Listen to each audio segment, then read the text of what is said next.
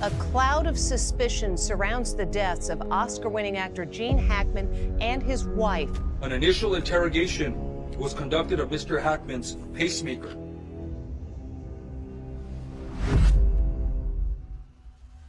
They say Gene Hackman died quietly in his New Mexico mansion, far from the spotlight that once lit up his life. Tonight we're learning new details in the death of legendary actor Gene Hackman. But when investigators discovered a hidden tunnel beneath his private library, descending over 300 feet into the earth, quiet gave way to questions. At the bottom was a sealed iron door, ancient symbols etched in stone, and crates filled with artifacts that shouldn't exist. One detail, however, changed everything, because this wasn't the only place those symbols had ever appeared.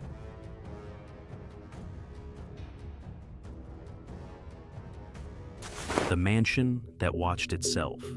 Gene Hackman's estate sat hidden among 23 acres of dense forest just outside Santa Fe. From the air, it looked like a retreat. Up close, it felt more like a fortress. 12-foot-high stone walls wrapped around the perimeter. Inside, motion sensors blanketed the grounds, and thermal cameras swept in silent arcs, tracking even the slightest movement. Every staff member was hand-selected and legally bound to silence. Visitors described the silence as unnatural, the air charged with something you couldn't name, but could feel. In 2019, a private insurance assessor called the security system military-grade paranoia, translated into residential architecture. But it wasn't just cameras and walls. Beneath the surface, the blueprints revealed something stranger. Miguel Reyes, a local contractor, was hired in the early 2000s for what he thought was basement reinforcement, until he saw the plans. 18-inch thick concrete walls, bomb-resistant vault doors, ventilation systems that resembled military-grade airlocks. When he asked what it was for, they simply said, storage. Reyes was paid 3 times his normal rate and forced to sign a non-disclosure agreement that only expired in 2024. He didn't speak until after Hackman died. By then, the mansion had already claimed its final secret, uncovering the tunnel. When federal agents arrived at the Hackman estate on February 26, 2022, the scene didn't match the story. Hackman and his wife, Betsy Arakawa, had reportedly died of natural causes, but small, unnerving details contradicted that narrative. Furniture had been moved, revealing ghost-like imprints in the carpet where chairs had stood undisturbed for years. Documents in Hackman's study had been rifled through, then hastily reshuffled as if someone had been searching for something very specific. And scuff marks lined the hardwood floors in patterns inconsistent with the couple's declining mobility. Dr. Patricia Okonkwo, a forensic specialist with decades of experience, was among the first to suspect there was more to the scene. As she moved through the library, her hand brushed along the wall's mahogany paneling, standard protocol in high-profile estates where hidden compartments are not unusual. Then she felt it, a hollow resonance behind a 4-foot-wide panel that didn't match the rest. Behind it was a narrow stone staircase, spiraling down into cold darkness. The air that escaped from below was ancient, damp, and laced with something metallic, like the inside of a sealed vault. Step by step, investigators descended for nearly 15 minutes. The tunnel, just wide enough for a person to pass, appeared old, hand-cut in sections, but fortified with newer steel braces. At the bottom, 312 feet beneath the library floor, the staircase opened into a vaulted chamber. They called it the Vault. Its design didn't belong to any known era. Spanish colonial arches met modern reinforcement, a patchwork of time and intent. There were no lights, no switches, just the eerie silence of a place that had waited far too long to be seen.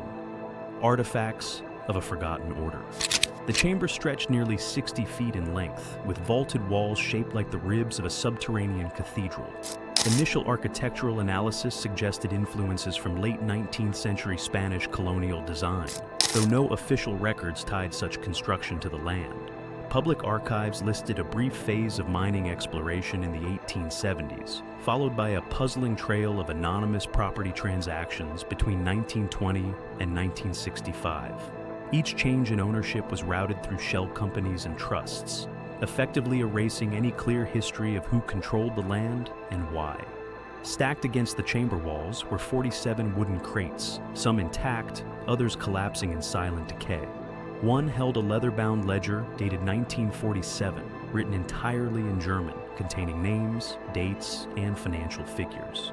Another revealed 63 photographs, black and white images of unidentified men in unfamiliar military uniforms, gathered around unmarked equipment, or standing in shadowed rooms that defied identification.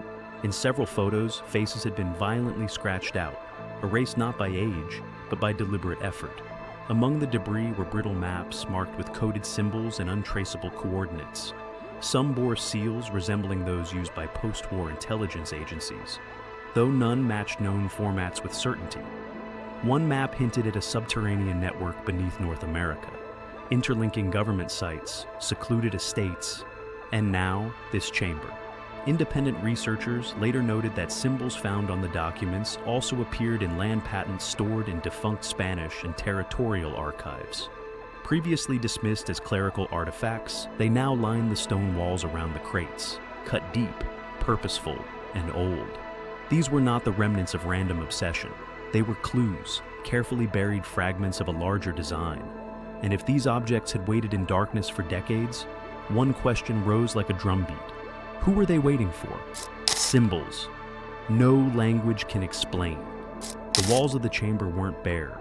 Carved deep into the stone, hundreds of symbols stretched across every surface, sharp, deliberate, and untouched by time. Dr. Okonkwo documented over 300 distinct markings during the initial investigation. Some resembled medieval alchemical symbols, the kind used in 16th century European manuscripts. Others looked eerily like mechanical schematics, spirals, levers, intersecting planes, as if diagramming machines far too complex for the era they implied. Astronomical experts were called in when a subset of the carvings appeared to align with celestial charts. But the star patterns didn't match any known date from the past 1,000 years. Instead, some theorized they were forward-facing, marking future astronomical alignments yet to occur, a possibility that unsettled even the most grounded analysts. Several symbols matched obscure entries in an early 20th century Vatican manuscript catalog, a record of banned iconography, said to originate from texts the church deemed esoteric threats. But that connection raised more questions than it answered. How had the same markings appeared beneath a private estate in New Mexico? Some dismissed them as the ramblings of a wealthy eccentric with a fascination for the occult. Others suspected encrypted language, messages encoded across generations, legible only to those with a specific cipher. And then there were those who saw something else entirely. Not symbols, but warnings. Inscriptions left by those who understood a truth too dangerous to speak aloud. Whatever their meaning, these carvings made one thing clear. The vault wasn't just hiding history, it was protecting it. The iron door and the Vatican paradox. At the far end of the vault, partially obscured behind a leaning stack of rotted crates, investigators found something that stopped them cold.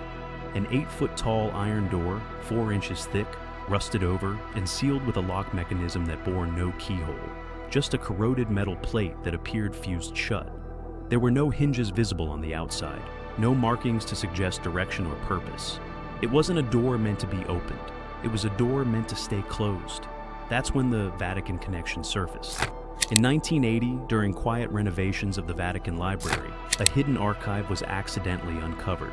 Inside were encrypted manuscripts, sealed for centuries, written in ciphers that remain undeciphered. Among them were architectural sketches, blueprints of underground structures that matched the layout of Cold War bunkers. Yet these drawings predated that era by centuries. One diagram depicted an arched chamber with a sealed iron door, almost identical to what now sat beneath Hackman's estate. Some symbols matched those found in the vault. Others overlapped with suppressed documents from post-World War II investigations into Nazi artifact recovery. Records that hinted at global efforts to hide specific knowledge across continents. This wasn't an isolated secret, it was a continuation. Investigators began to consider the possibility that Hackman's estate wasn't unique, but one of many buried archives, constructed, protected, and inherited by a lineage of silent keepers. The door may not have been built by Hackman, or even by modern hands, and if that's true, whatever lies behind it has been waiting far longer than anyone expected. The final weeks. In early February 2022, Betsy Arakawa died, weeks before Gene Hackman. Her body wasn't discovered until the 26th, when investigators entered the mansion and found both of them. But those intervening weeks raise questions no report has answered. Why had Hackman, once lucid despite his declining health, suddenly severed contact with his inner circle? Why was the mansion's surveillance system disabled days before authorities arrived? Furniture had been moved, his study disturbed. Some believe Hackman spent his final days trying to hide something, reorganizing, protecting, or even destroying evidence. Others think someone else was there. Miguel Reyes, the contractor, once recalled Hackman's cryptic request for blast-resistant doors. Another former staff member claimed Hackman believed there was a reason the tunnel was built before the house. What happened in those final hours remains unclear, but whether he died of natural causes or something else, one truth persists. He may have been the last to know what's really behind that door. Gene Hackman spent decades playing men who uncovered secrets powerful people wanted hidden. In the end, he may have become one of those secrets himself. The vault beneath his estate remains sealed, but not silent. If this story raised new questions for you, share your theory in the comments, subscribe for more investigations into the unexplained, and remember, sometimes it's not what's locked away that changes history. It's who dares to look.